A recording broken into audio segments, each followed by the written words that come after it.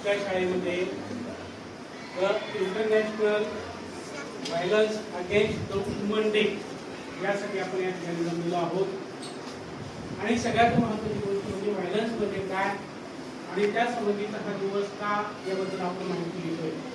बघा, समाजामध्ये आपण पाहतोय की अनेक घटना अशा घडत आहेत की ज्या घटनांमधून आपल्याला असं वाटतंय की महिलांचा नाहक बळी करतो।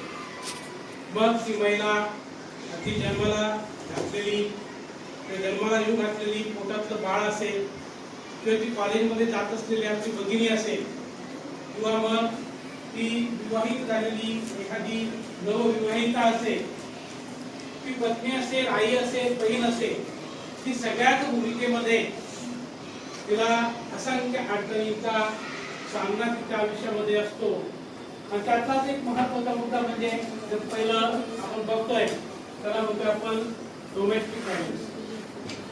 म्हणजे खेड्यापाड्यात काय होतं, आपण खेड्यामध्ये आयुष्य जगतोय आणि खेड्यातल्या महिलांच्या वाट्याला कोणतं दुःख असतं।